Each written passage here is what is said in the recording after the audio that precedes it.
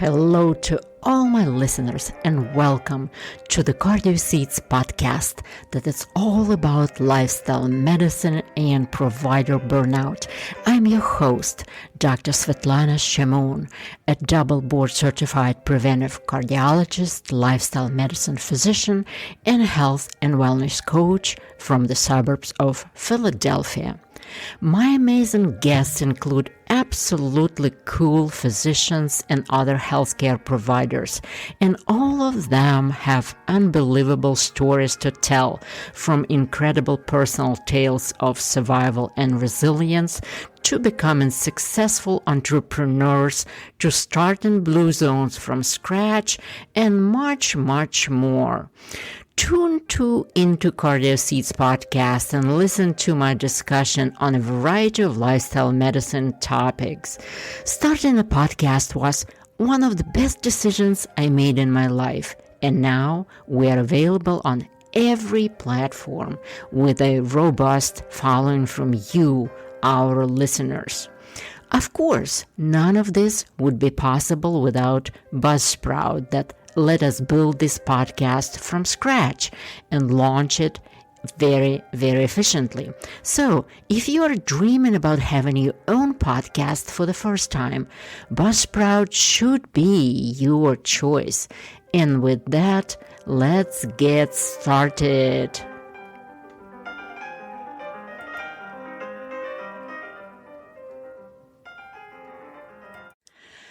At today's episode of the CardioSeeds podcast, we have a very, very special guest. To say that Dr. Dawn Mussallem is a living legend is to say nothing.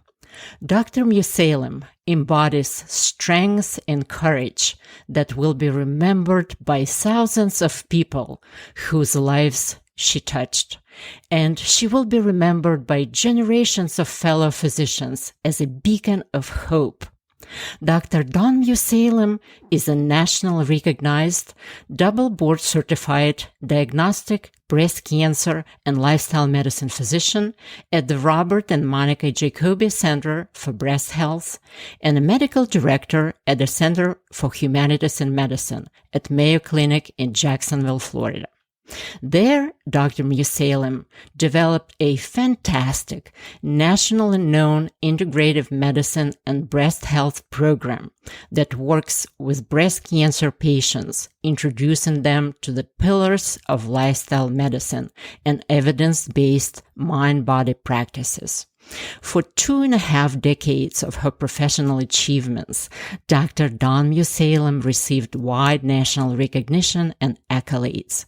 But all that aside, Dr. Mussallem has a unique personal story, one that's hard to come within an inch of by any means.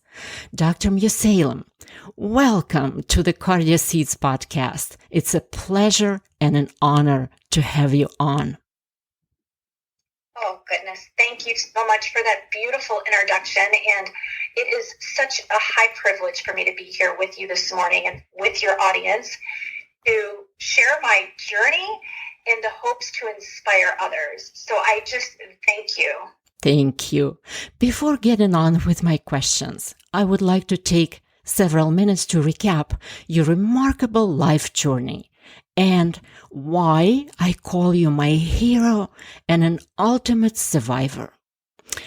When Dawn Mussallem was a girl in Columbus, Ohio, she decided she wanted to live to be 100 years old. To reach her goal, Dawn, the elementary school girl, started exercising and eating well, and went to learn exercise physiology and nutrition in college. There, she did research on centenarians and often ran 10 to 14 miles a day to stay in shape. Disaster struck when Dawn was only 26 years old and 3 months into her medical school in Arizona, when she collapsed when walking up a flight of stairs. She was diagnosed with stage 4 aggressive cancer and was told she had only 3 months to live. But boy, this cancer was messing up with the wrong person. Dawn had different plans and they did not include dying.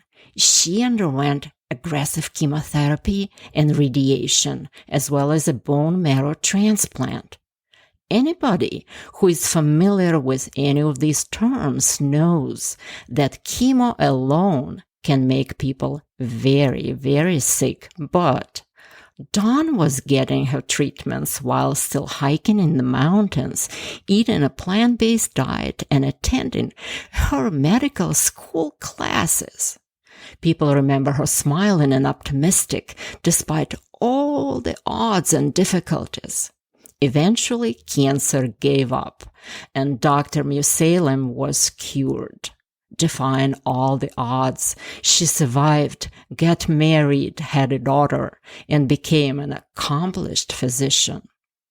Unfortunately for Dawn Mussallem, her past chemotherapy cured her cancer but ruined her heart, which was a terrible trade-off. And eventually, Dr. Mussallem developed an advanced heart failure, heart too weak to pump blood. It was so bad that Dr. Mussallem received a defibrillator that kept her alive when her heart stopped, and the little defibrillator box under her skin shocked her back to life. Even then, Dawn kept everything in perspective. She said there must be a solution. So she was listed for a heart transplant, and on February 5th, 2021, a miracle happened, and she was given another chance in life. Dr. Mussallem received her new heart. She named her new heart Grace, as a grace of God. But even this does not end her story. On February 6, 2022, with a huge smile on her face as always, Dr. Mussallem crossed the finish line to become the first person in the world to run and finish a full marathon 365 days after a heart transplant. This marathon took place in her city of Jacksonville, Florida, and was named Dawn Marathon to honor her achievements. Today, a shining star and a legend in both medical and patient communities, always positive, always vivacious, smiling, optimistic, and full of life, Dr. Dawn Mussallem can undoubtedly claim the title of the Supreme Survivor. My dear Dr. Mussallem, you are an amazing person and a very popular person on wellness podcasts and talk shows. I wanted this one to be slightly different, though. I wanted to pivot from the questions about your health journey and your remarkable professional achievements and to talk more about the mental, emotional, and spiritual aspects of your life. What mental powers does Dr. Mussallem possess to be so determined, so focused, and so fierce? Without any further delay, let's dive into the mindset of Dr. Mussallem as an ultimate survivor. When you were a girl, you made a goal to live to be 100 years old. Then, in your 20s, you were struck with a series of life-threatening, unexpected illnesses. How did this chain of events reset your life goals and priorities? Well, first, I must thank you for that beautiful introduction and for reviewing my story in such a way. And my story is something so much bigger than me. And, when it came to these life goals, my answer is very interesting. I would say I never reset my life goals of living a long, vital life. In fact, I stayed directly on track with those goals that I had as a little girl. And, recently I read a wonderful book by Stephen Kotler, The Art of the Impossible. And it's interesting because I'm still processing how all of this has been possible. And And I've just had this immense sense of vitality and love and gratitude for actually what I've gone through, because it's been such a teacher of life. But what he talks about is the recipe for grit. And he says part of the recipe for grit is actually goal-directed behavior. And so I think that this what sounded to be almost a crazy goal as a little girl of wanting to be 100 years is perhaps what actually propelled me through these life challenges. And it really introduced me to the magnificence of post-traumatic growth. And so with each little struggle that I experienced in life came a bigger triumph. And I feel like I'm at this pinnacle now. It's as if my energy is so heightened. I'm almost on this different level of vibration or existence. My goals gave me energy and fortitude to push through the adversity. And it prepared me for what was going to come next. One of my secrets is whenever I was given these challenges, I really learned to relinquish control. And this is something I see a lot of my patients when they come in to see me that they struggle with. You would think as a doctor, I would have wanted to basically know and help to be part of what my treatment may be. And though I felt that being informed was really, really important, I really wanted to trust my medical team and let them cure my cancer and let my incredible doctors at Mayo Clinic treat my heart failure for 18 years until the point they can give me a heart transplant to reignite my life. And in my ability to trust my medical team and hand it all over to them, I was able to focus on what mattered to me most, and that was taking care of my own life, the things I had control over. It gave me autonomy over my disease. And, I want to make sure I point out to everyone that each individual's journey is unique to their own. So we can compare our journey to another. So I don't want another person who's going through a struggle with maybe their cancer or their heart failure to come down on themselves and say, well, gosh, maybe I should do this or do that. I just want my journey to be a testament that you do not have to be sick during disease. You can flourish. You can attain vitality despite disease. There's going to be good days. There's going to be bad days. But it's learning on what those good days are made out of as to where your focus where you want your focus to be. And for me, my illness really taught me how to embrace these life goals stronger than ever before and push me forward.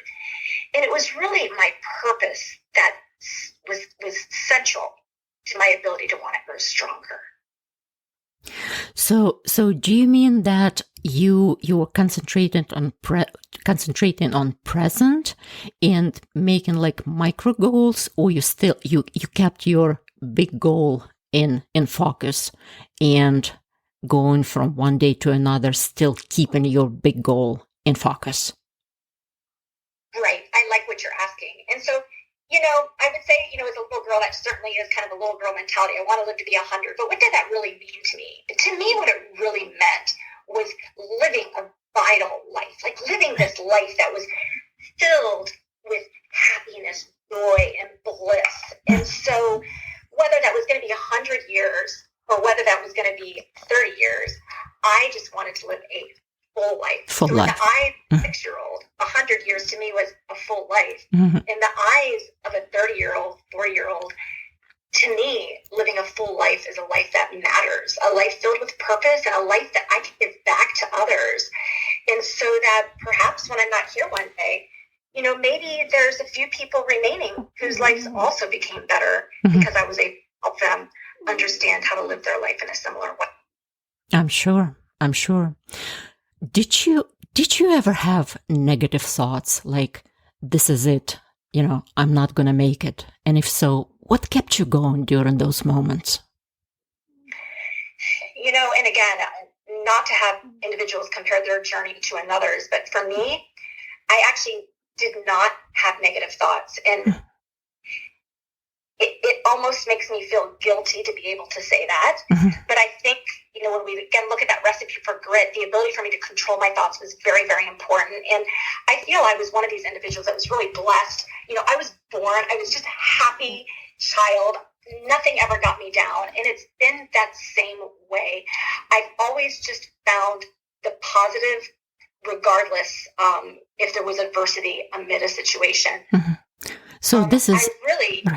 with cancer and with heart failure, I repurposed those diagnoses as the teacher of life. And it was something that allowed me to get on the path of self-regulation. And I harnessed those emotions. So those difficult emotions that raise question to our survival or to what could happen, could I die? I use them instead as a springboard of possibility.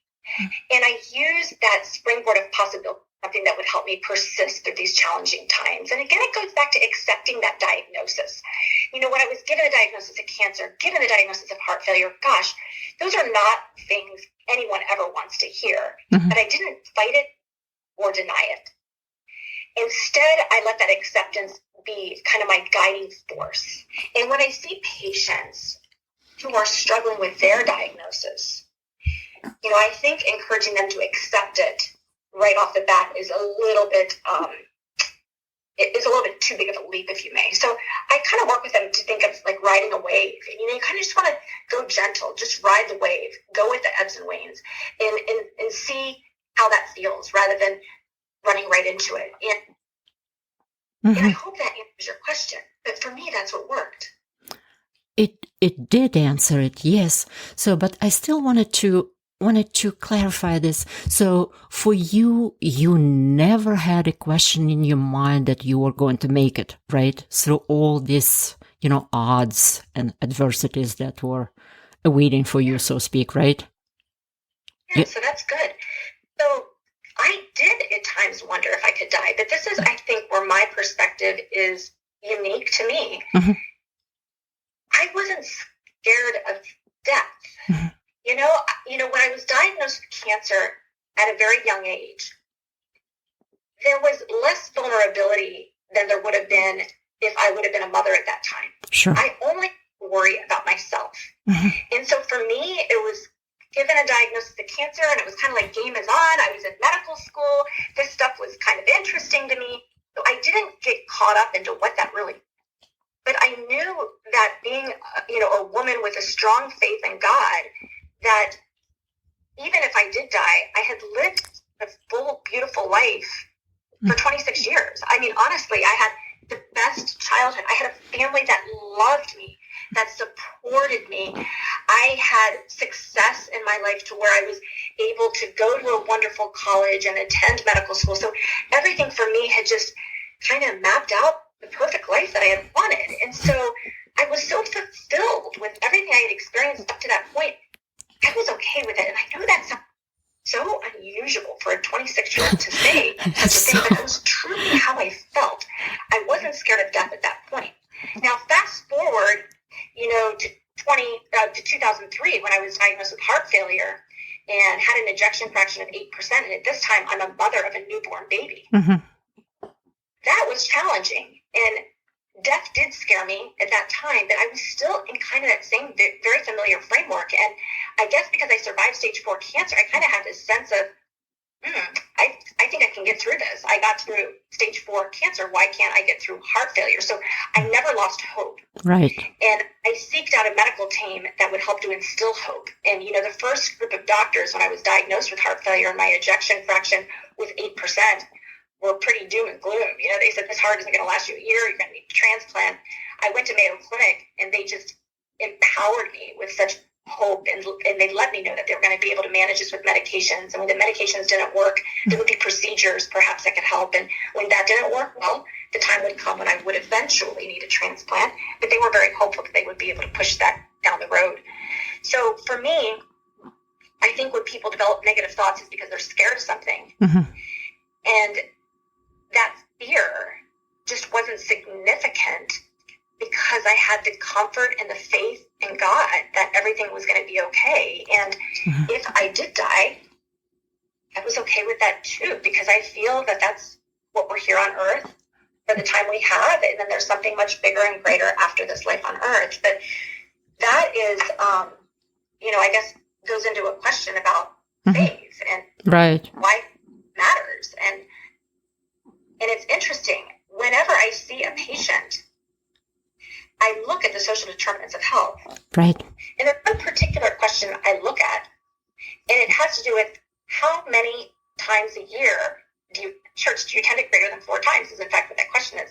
And whenever I see a patient answers yes, 100% of the time I find that individual is going to be quite resilient and handle their diagnosis. Absolutely. If a patient doesn't have yes, it doesn't mean that they're not going to be resilient. It means that I have to dig a little bit deeper to understand what their spirituality is, what faith is.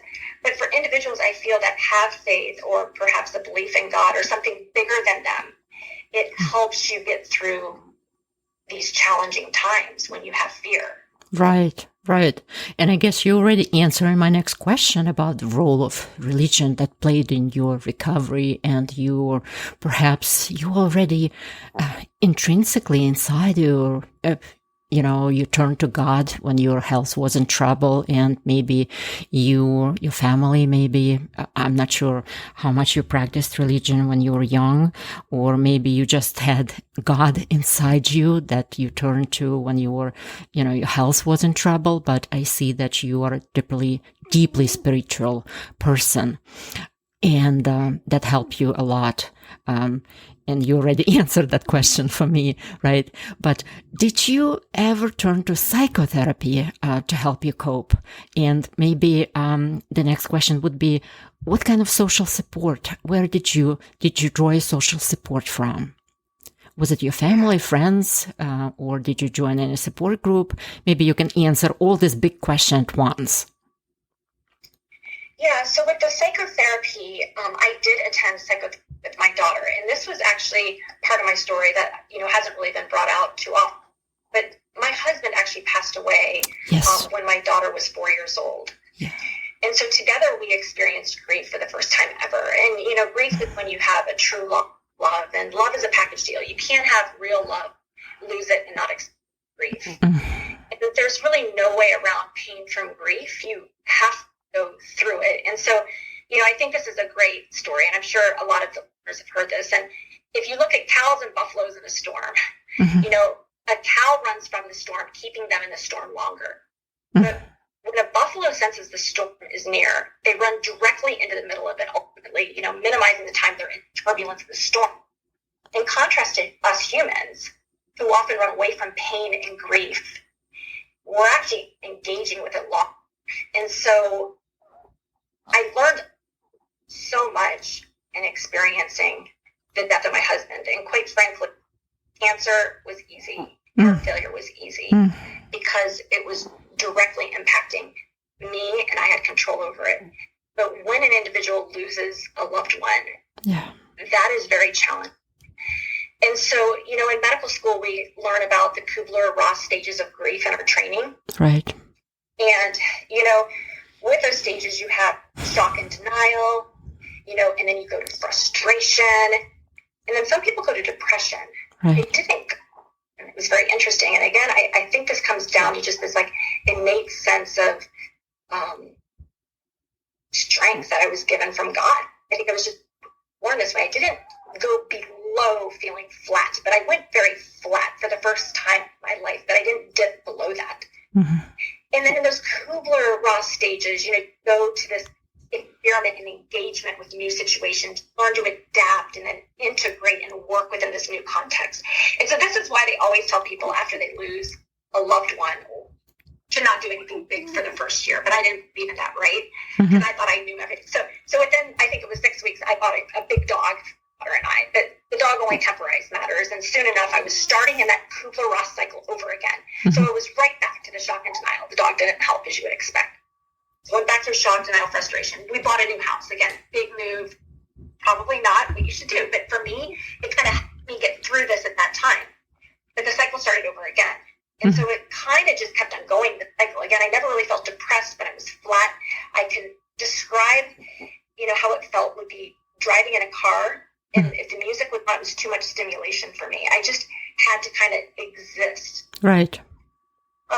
Eventually I started dating again, and that was very, very difficult because people judge and people, will either say, oh, she didn't love her husband enough, or, this is too soon, whatever it may be. But thank goodness I had that strength to know time to go ahead and experiment with dating, because I did eventually meet the most amazing man, who's actually my husband now, Brandon, and he has actually been by my side ever since. Right. Through this experience, is really when I learned all about acceptance.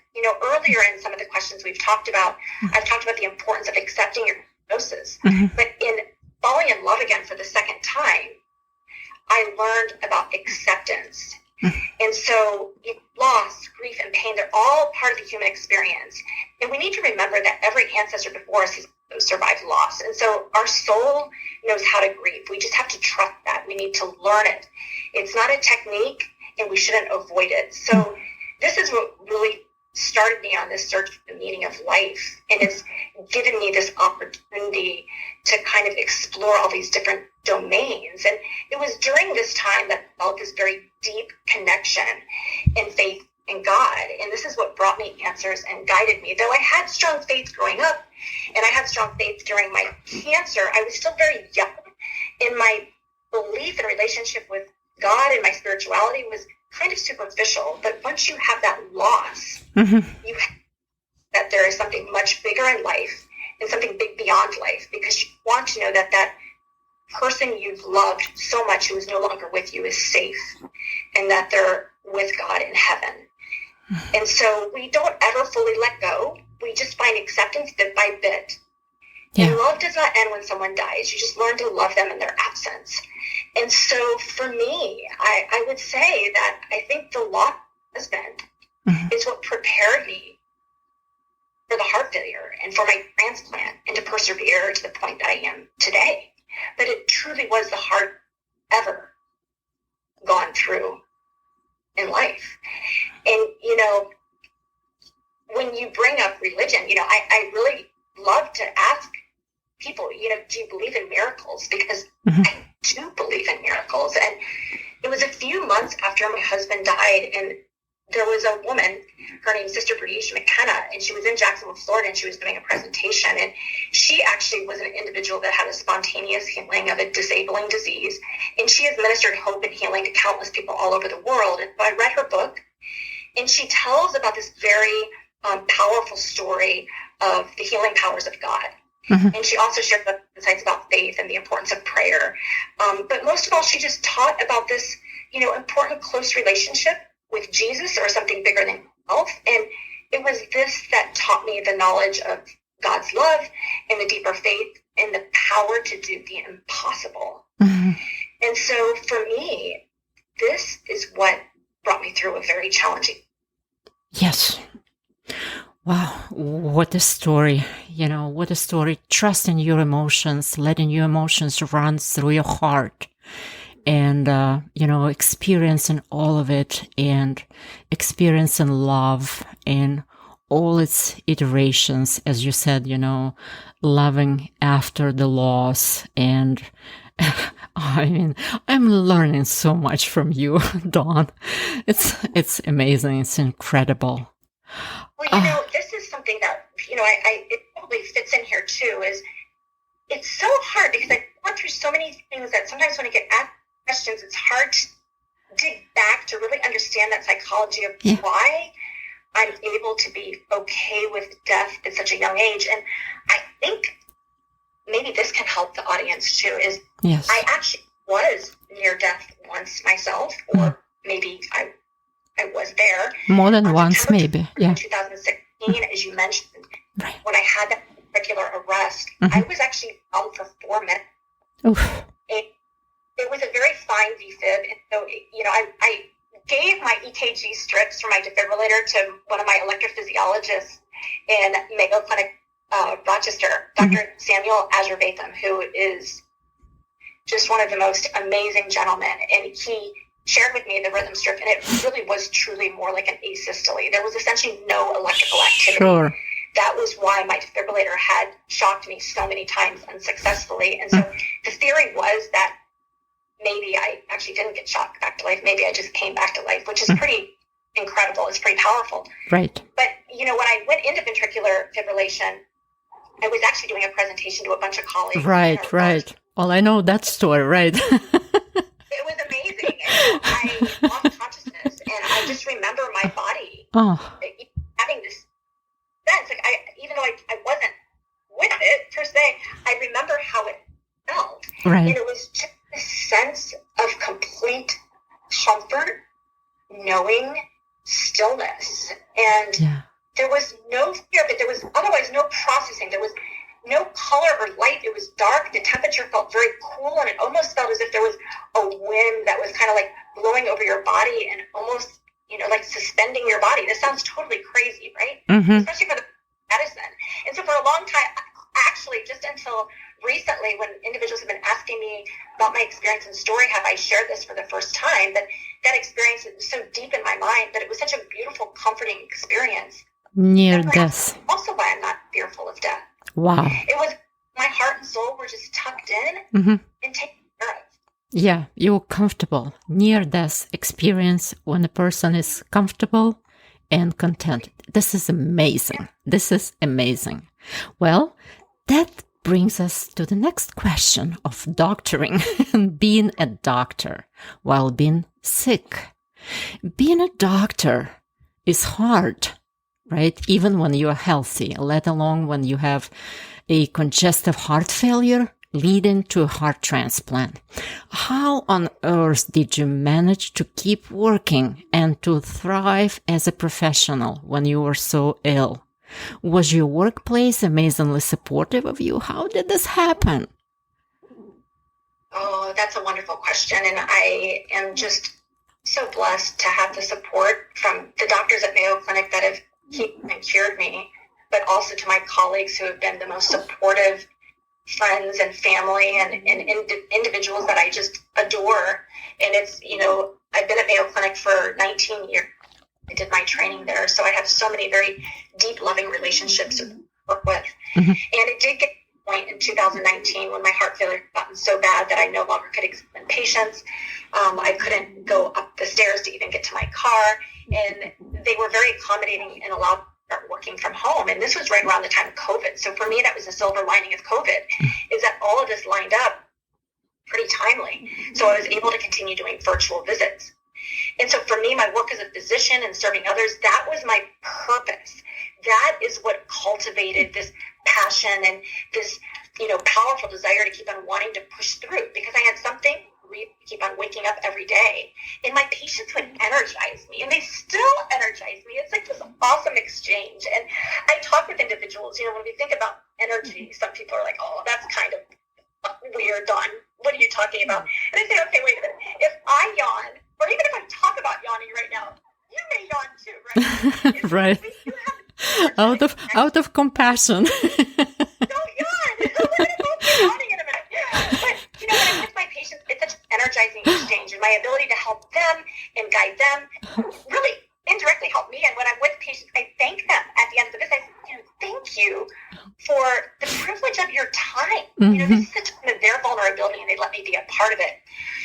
During that time, I was still writing papers, and I was teaching wellness webinars. And in fact, it was during that time that I studied for my boards for the American College of Lifestyle Medicine and became board certified, because I had less patient time. So I had more kind of quote unquote free time, that I knew I needed something to keep me busy during this time, because I couldn't do much else. I was quite sedentary when the heart had decompensated so much that things like walking and even talking became very, very difficult. So I just needed to find something to keep me busy while I was waiting for a heart to be found. I swear, this woman does not waste a single second of her life. Well, it was wonderful. And then, honestly, it was so timely, because what better than to become board certified in lifestyle medicine? So I had been teaching the pillars of lifestyle medicine at Mayo Clinic for years. Forever. It normalized me, and it actually taught me how to even be better with whole food plant-based nutrition, which actually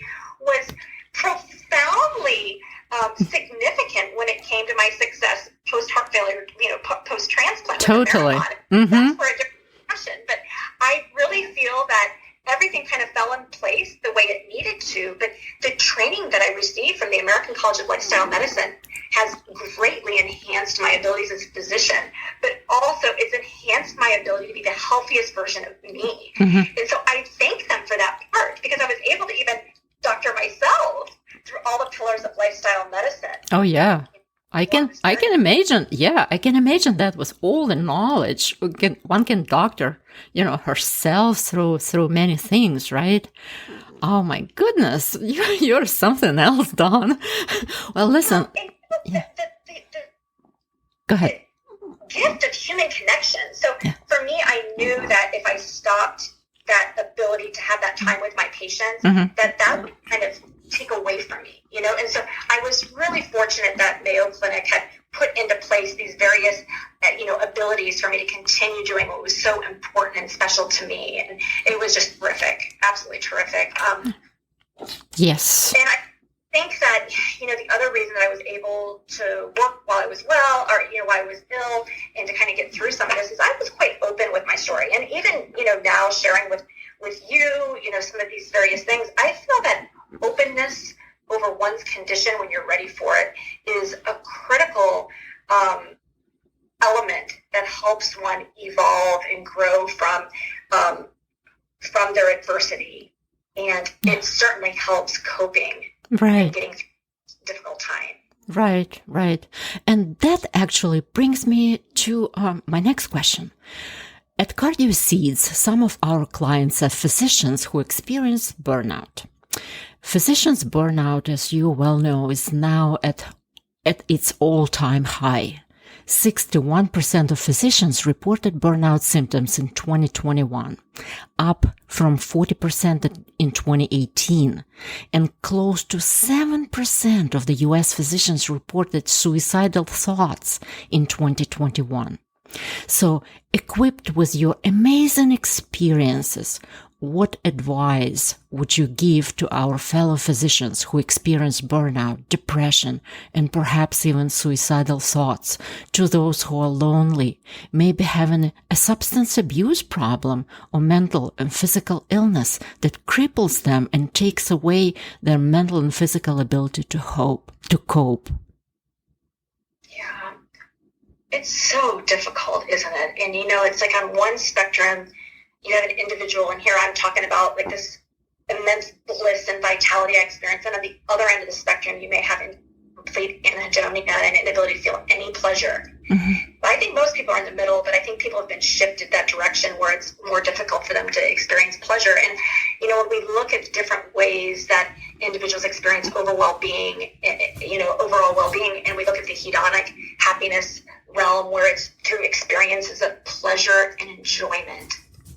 I think that's where a lot of people put the equation that happiness is because of pleasure and enjoyment. But if you look at the eudaimonic methods of happiness, this is achieved through meaning and purpose. And so over, the past 8 to 10 years is when I have really seen a lot of individuals with decreased job satisfaction. And I would say that I think a common theme here is those who experience joy despite the strains of our current times are those who have not lost sight of this purpose and the reason why they chose healthcare in the first place. Right. And so perhaps the best angle when it comes to burnout is to reignite employees' well-being and to establish one's purpose, why they went into healthcare. I think it require a multifaceted approach, both physically, emotionally, spiritually, and re-emphasizing the importance of these social connections. And for me, that ability for me to connect with my patients was so therapeutic. And it was so because after my transplant, one of my surgeon came and this is pretty close. This is probably like 4 days post-transplant, and I was actually working on my computer, and he was like, I don't know that you should be working. And I was like, oh, I love my work. It's not straight. This is like my joy, and he was like, okay, I just want to make sure that it's not too much for you. But it was so important for me to keep my normalcy. But again, going back to it, I feel that if our only aim is pleasure, we're going to struggle getting out of this web of burnout. But how do we take folks when they're at that point of being so far down that they can't even regain sight of what is precious and meaningful for them? That's the question. Like, how do we help them? But I think we just have to try to re-engage that purpose and why we went into medicine in the first place. But we don't know each other, each other's personal lives all the time and what's really going on. And so I just feel like I have been so blessed. And you asked this question, I believe as part of the earlier question, is social support. And, not only did I have this immense love from my family, but also immense support from my colleagues at work. I think we have to stand behind all of those people we work with love and with understanding and with patience, and to be them for them and never to judge. And we also need to remember gratitude, because being thankful for something every single day. What are you grateful for? What went well? What are you looking forward to tomorrow? Those are very important questions that we must ask ourselves every day and reflect upon, because it will bring you back to the good, and it will bring you back to that place of more positive essence.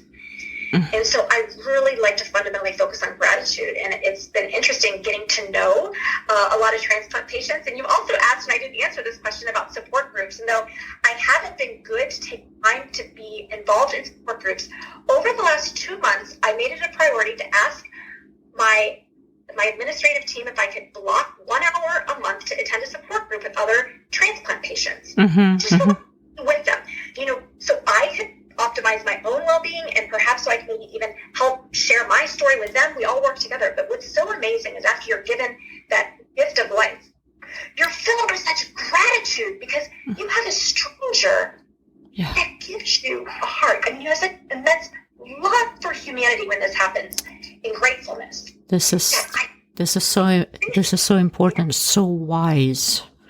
Yeah. And you sense this among all transplant patients. They're so grateful. And I feel that there's such a significant sense of positivity amongst the population because they're grateful.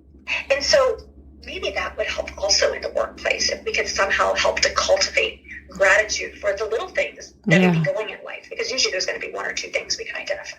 Yeah, these are profound words of wisdom, Dawn. Seriously. Now, we physicians have so many things going for us, right? Education, environment, secure jobs, often strong families like yours, circle of friends, social connections, all of that. But what advice would you give to patients that don't have any of that? How will they survive? Yeah. And I learned so much from my patients. It's just been such a gift to be able to sit with them during some of their most vulnerable times. And I've actually seen that even in those who appear to have it all, on the outside, like you highlight, education, career, financial security, medical insurance, support from family and friends, that none that can really cultivate grittiness. It's really that belief, again, and I'm going to say this word again, is in one's purpose. That purpose of cultivating connection with something that's bigger than you. And the faith in that. I think that's what's going to really get people through. That's what gets my patients through. And if someone has passion and purpose, then I really think that's when the magic happens. That's when vitality ignites. And that's when you can have this just immense existence within your life.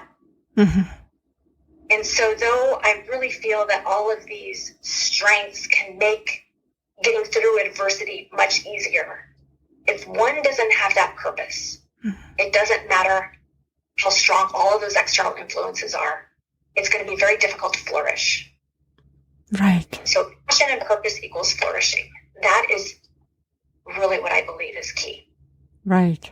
Well, this is an amazing message for everybody who will listen to us in this episode of the CardioSeeds podcast. Before we finish, Dr. Mussallem, I cannot resist to ask you this question. Lifestyle medicine uses 6 evidence-based lifestyle therapeutic interventions, so pillars, as we call them, as a way of prevention, treatment, and often reversal of chronic disease. So those pillars are whole food, plant-based diet, regular physical activity, restorative sleep, stress management, avoidance of risky substances, and positive social connection. So out of those 6 pillars of lifestyle medicine, which one or which ones do you credit the most to your survival and your remarkable recovery? Oh, I love this question. Okay, so what I would say is I really feel, I'm not being a company girl when I say this, but I really feel it's the influence of all of the healing and transform illness vitality. But I tuck spirituality and faith into that stress management realm. And I'll say that I really feel that spirituality and belief in something bigger than me is what mattered most. Mm-hmm. But when it came to my ability to flourish after heart transplant, despite so many medications with really harsh side effects, and the ability to run a marathon within a year, it was without a doubt the whole food plant-based nutrition. And this is what, like, I have goosebumps right now, by the way. I'm so excited talking about this. But for me, food is medicine. I mean, I think that healthy eating, it just fuels you emotionally, physically.